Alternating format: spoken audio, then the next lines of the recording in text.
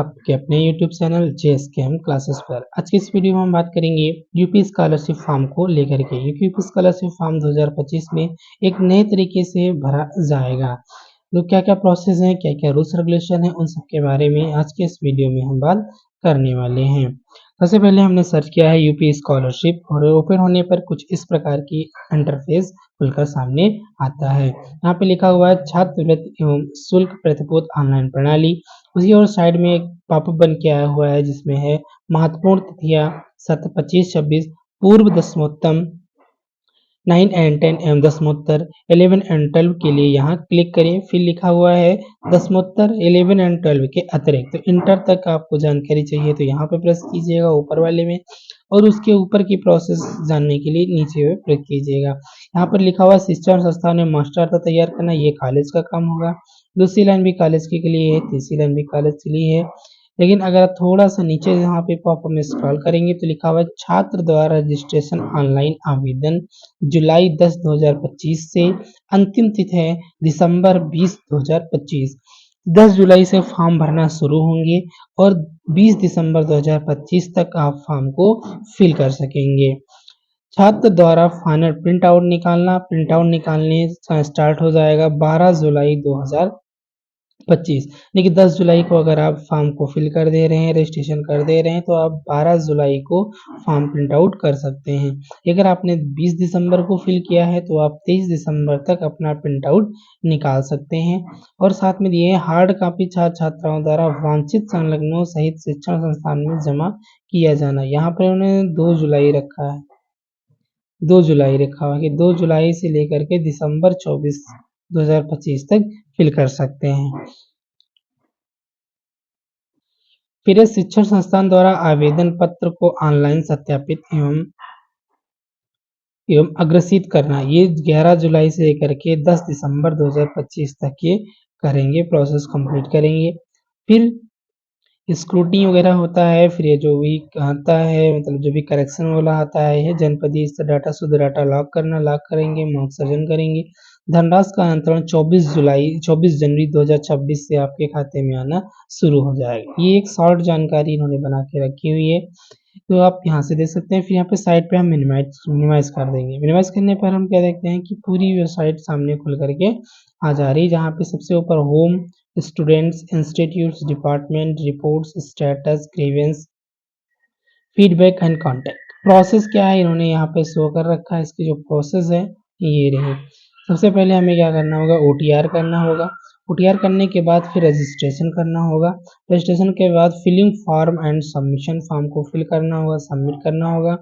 फिर biometric authentication verification and forwarding from institute, तो biometric authentication institute के द्वारा किया जाएगा और फिर फॉर्म फॉरवर्ड होगा। फिर इसकी कंप्यूटराइज्ड स्क्रूटनी की जाएगी, फिर डिस्ट्रिक्ट स्कॉलरशिप कमेटी के द्वारा वेरीफाई किया जाएगा और फिर आपके अकाउंट में आधार फीस बेस्ड फंड डिसबर्समेंट, तो आधार बेस्ड भुगतान किया जाएगा, यानी कि आपके खाते में आधार लगा होना जरूरी है। अब आधार लगा है कि नहीं लगा है ये जानकारी भी आप यहाँ से ले सकते हैं, क्योंकि यहाँ पे इन्होंने ये बना रखा है अपनी आधार सीडिंग की स्थिति जांचें। तो आप यहाँ से चेक कर सकते हैं कि आपका आधार लगा है कि नहीं लगा है महत्वपूर्ण जानकारी में। नेक्स्ट यहाँ पर एक चीज और ये दे रहे हैं कि सभी छात्र छात्राओं ऑनलाइन आवेदन से पहले OTR करें, यानी कि आपको पहले क्या होता था कि आप रजिस्ट्रेशन करते थे, रजिस्ट्रेशन करने के बाद फॉर्म को फिल कर देते थे।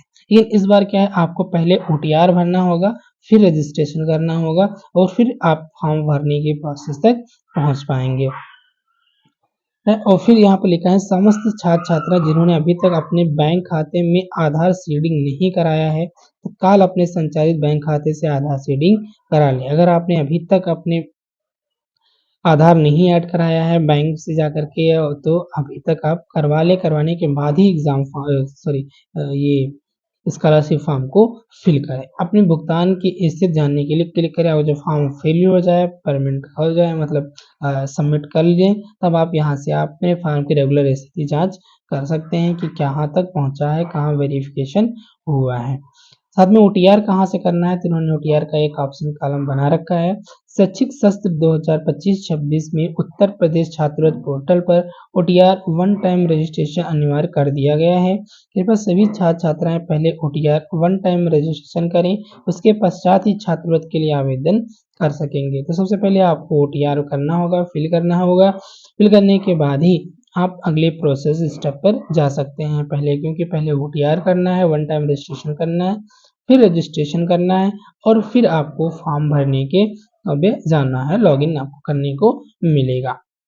तो ये प्रोसेस है, जनरल प्रोसेस है, तो आपको पहले ओटीआर के द्वारा ही आप फॉर्म को फिल कर सकते हैं। साथ में आप बात करेंगे इनकी, अगर वेबसाइट देखें तो काफ़ी डिज़ाइन किया हुआ है, पहले से काफ़ी चेंजेस है वेबसाइट इनकी। साथ में अगर आपने कर लिया, ओटीआर कर लिया, ओटीआर करने के बाद आपने रजिस्ट्रेशन कर लिया। रजिस्ट्रेशन कहाँ से करेंगे? रजिस्ट्रेशन के यहाँ पे स्टूडेंट लिखा हुआ है, यहाँ पर new registration, login fresh, login renewal, contact correction for general OBC minority category 23-24। हाँ, तो 23-24 के लिए ये डाटा है, हमें से मतलब नहीं रहेगा, कोई मतलब नहीं। हम क्या है, हमें भरना है फॉर्म, तो न्यू रजिस्ट्रेशन पे प्रेस करेंगे। न्यू रजिस्ट्रेशन करेंगे तो फिर आप यहाँ पर आपको ओटीआर आपसे लिया जाएगा। लॉगिन फ्रेश है, अगर आप न्यू कैंडिडेट हैं, नया फॉर्म फिल कर रहे हैं तो यहाँ से लॉगिन कर लेंगे। और आप पहले से पढ़ रहे हैं, आपका फर्स्ट ईयर कंप्लीट हो चुका है, सेकेंड ईयर में जा रहे हैं, तो आपको रिन्यूअल करना होगा, लॉगिन रिन्यूअल करना होगा। ये लॉगिन, ये pre matric, post matric other intermediate और post matric other state student, तो ये यहाँ से लॉगिन करके आप फॉर्म को फिल भी कर सकते हैं, जानकारी ले सकते हैं। साथ में अगर हम बात करें इनके जनरल इंस्ट्रक्शन की, तो इन्होंने ये बना रखा है कि स्टूडेंट्स क्या करें क्या ना करें। ये रहा general instruction for students, general instruction for outside state student. तो आपको कोई भी इंफॉर्मेशन लेनी है, कुछ जानकारी लेनी है, तो आपको ये सोर्सेस पढ़ने पड़ेंगे। हमने एक डाउनलोड किया है। छात्र हित महत्वपूर्ण निर्देश, यहाँ पर ये दिया गया है कि स्टूडेंट्स क्या करें और क्या ना करें, जिससे वो फॉर्म को आसानी से फिल सकें। छात्रों हित महत्वपूर्ण निर्देश दिया गया हुआ। इन छात्रों महत्वपूर्ण निर्देश में ये दिए गए छात्र क्या करें और नीचे दिया गया है छात्र क्या ना करें। तो इन सभी पॉइंट्स को हम ध्यानपूर्वक अच्छे से पढ़ लेंगे। छात्रों को इन सभी रूल्स रेगुलेशन को अच्छे से पढ़ लेना चाहिए। जैसे हम कुछ रूल रेगुलेशन के बारे में बात करेंगे। पहला दिया हुआ छात्र क्या करें, तो छात्र क्या करें, फर्स्ट पॉइंट है छात्रों हेतु ऑनलाइन आवेदन पत्र भरने से पूर्व अपने शैक्षिक योग्यता के अंक पत्र, प्रमाण पत्र, जाति, आय, निवास प्रमाण पत्र ऑनलाइन जारी है। ये ऑनलाइन बनते हैं, आजाद निवास पत्र ये ऑनलाइन होने चाहिए। प्राथमिक पाठ्यक्रम की अनिवार्य वार्षिक नॉन रिफंडेबल शुल्क धनराशि, वर्तमान विश्वविद्यालय बोर्ड में अपना पंजीयन क्रमांक प्रथम वर्ष को छोड़कर आधार नंबर आदि अभिलेख होना आवश्यक है। यानी कि आपकी क्वालिफिकेशन, एजुकेशन, आय, निवास प्रमाण पत्र, ये सारी चीजें होना चाहिए प्रथम वर्ष को छोड़ के, क्योंकि आप जब एडमिशन लेते हैं तो वहां पर पंजीयन क्रमांक आपको नहीं मिलता, तो उनको छोड़ करके बाकी सभी के रोल नंबर्स का होना जरूरी है।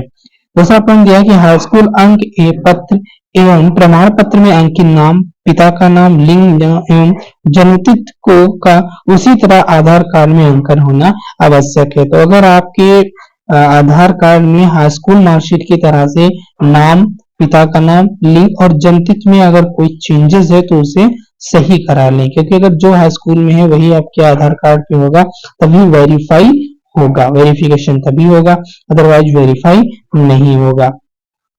दूसरा लिखा है नवीनीकरण के छात्र आधार नंबर का जनसांख्यिकी प्रमाणीकरण, डेमोग्राफिक ऑथेंटिकेशन, आधार नंबर एवं जन्मतिथि का मिलान तथा आधार लिंक मोबाइल नंबर पर प्राप्त ओटीपी को अंकित करने के बाद ही छात्र अपने आवेदन पत्र को भरकर ऑनलाइन टेम्परेरी लॉक कर सकेगा। यानी कि जो रिन्यूअल कैंडिडेट हैं, जो अपना फॉर्म रिन्यूअल करना चाह रहे हैं, उन्हें को आधार नंबर, नाम, जन्मतिथि का वेरिफिकेशन कराना होगा, ओटीपी उन्हें मिलेगी और ओटीपी को फिल करना होगा।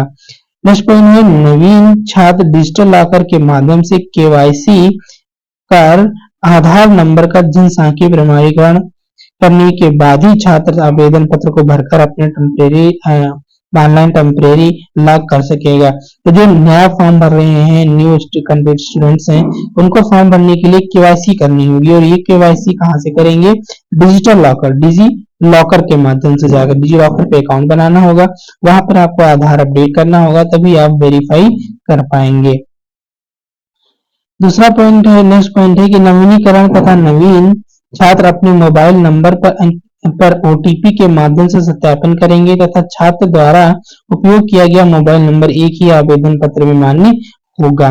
तो अभी ये भी समस्या आ गई है कि अगर आपने एक ही कॉन्टेक्ट नंबर अपने आधार में लगा रखा है, दो आधारों में लगा रखा है, किसी गार्जियन ने किसी के पिता ने अगर, तो वो चीज मान्य नहीं होगी, क्योंकि यहाँ पे सवाल लिखे हैं कि नवीन छात्र अपने मोबाइल नंबर पर अंकित ओटीपी के माध्यम से सत्यापन करेंगे तथा छात्र द्वारा उपयोग किया गया मोबाइल नंबर एक ही आवेदन पत्र में मान्य होगा। तो आप दूसरे आवेदन में वही कॉन्टेक्ट नंबर यूज नहीं कर सकते, आपको दूसरा कॉन्टेक्ट नंबर यूज करना होगा।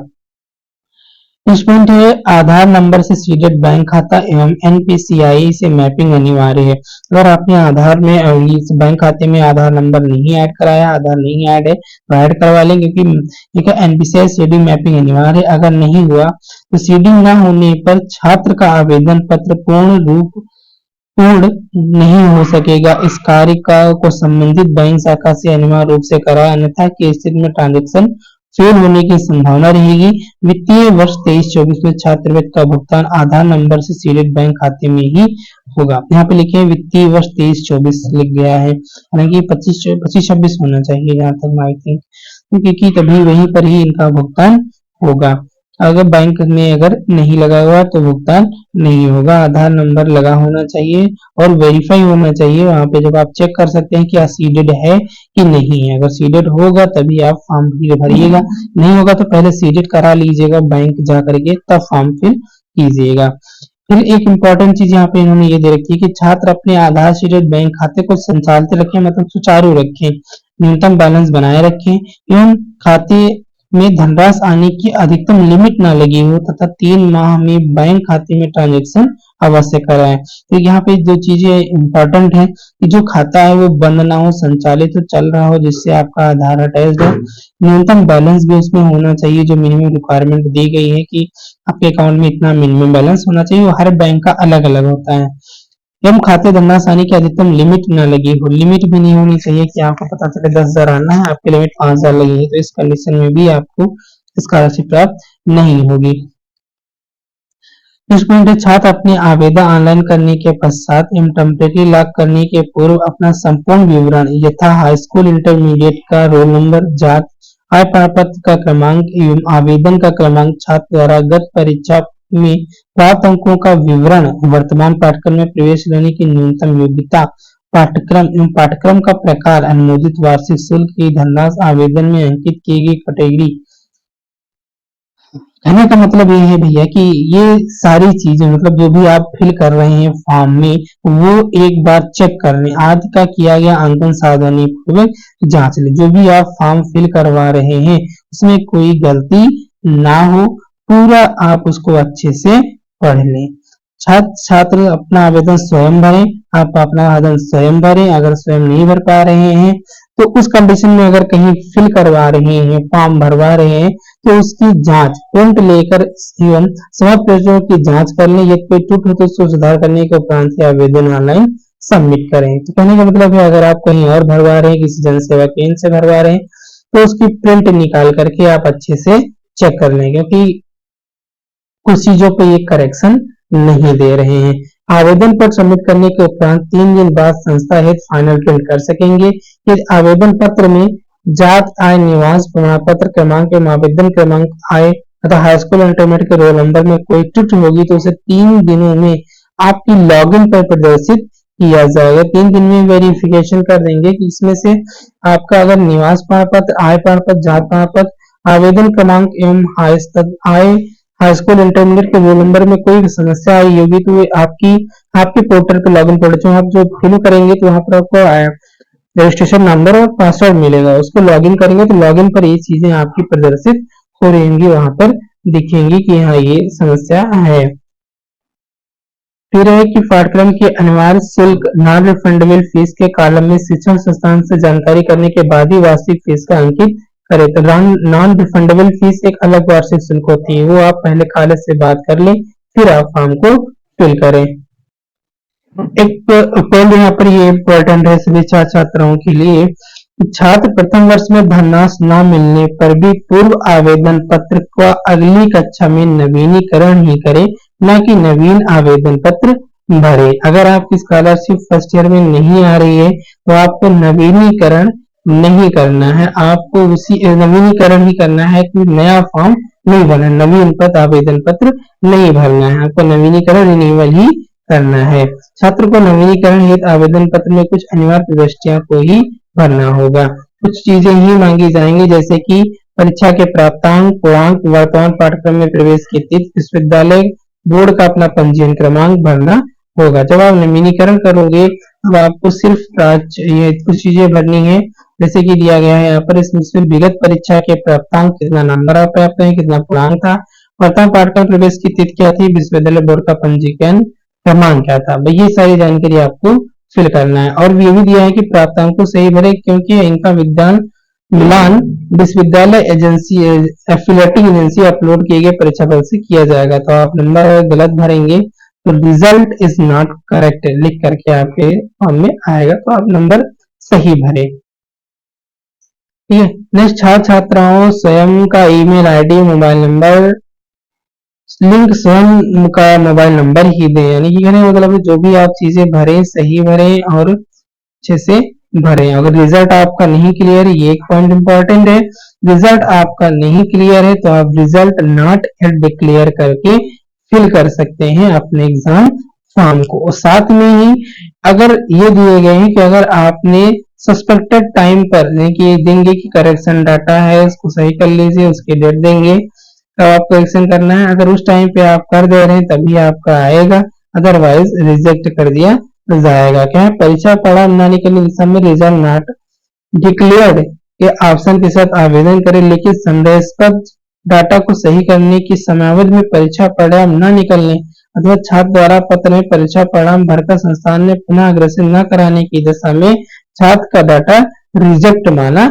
जाएगा। तो कहने का मतलब है अगर आपने ये करेक्शन संशोधन के टाइम में अगर आपने मार्क्स नहीं भरे तो आपका फॉर्म जो होगा वो रिजेक्ट कर दिया जाएगा। फिर ये है कि छात्र अपने आवेदन के स्थिति लॉगिन एवं पासवर्ड के माध्यम से स्वयं देख सकेंगे। छात्रवृत्ति आवेदन संस्था द्वारा अग्रेसित करने या रिजेक्ट होने पर छात्र के मोबाइल पर एसएमएस भी जाएगा।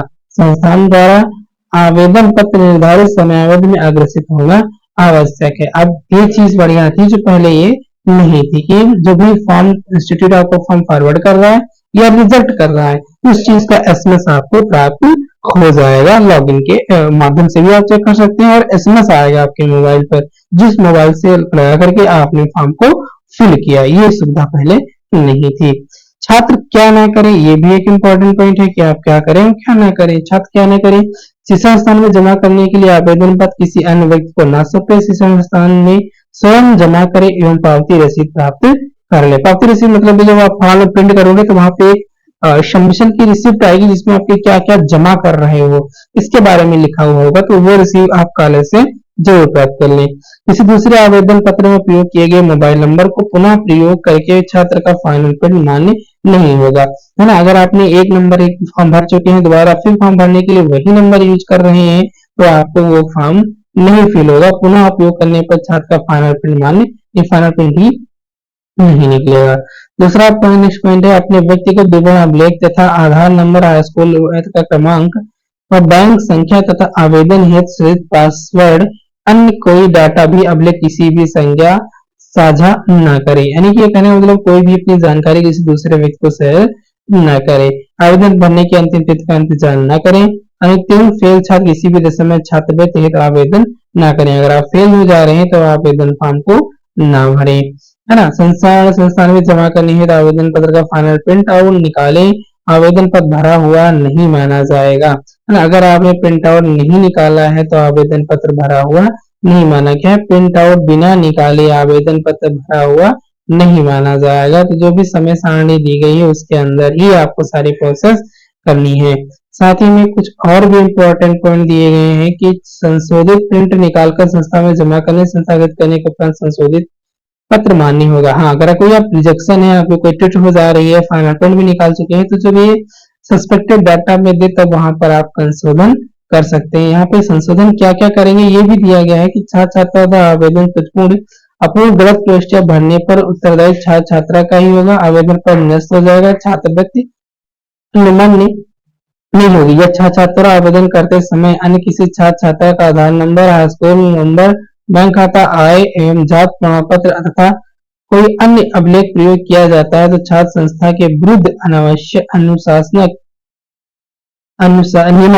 संस्था के विरुद्ध नियमानुसार दंडात्मक कार्यवाही करते हुए आवेदन निरस्त कर दिया जाएगा। तो आप सही से फिल कीजिएगा, किसी दूसरे का डाटा संबंधित नहीं किया जाएगा। और किसी भी प्रकार की कोई असुविधा हो रही है, समस्या के लिए डायरेक्ट सेंटर कॉन्टेक्ट सेंटर के दूरभाष नंबर 0522 35 38 60 प्रातः 9:30 बजे से शाम 6 बजे तक अवकाश के दिनों को छोड़कर कार्यालय अवधि में संपर्क कर सकते हैं। तो ये कुछ थे इनके इम्पोर्टेंट रूल्स जानकारी, जिसे आपको पता होना चाहिए कि आपको किस प्रकार से फॉर्म फिल करना है। तो इसके अलावा भी आपको कोई जानकारी चाहिए तो आप कमेंट सेक्शन में कमेंट करके हमसे पूछ सकते हैं। चैनल को सब्सक्राइब करें, लाइक करें और शेयर करें, इससे ये जानकारी आपको अदर लोगों को भी मिल सके। धन्यवाद।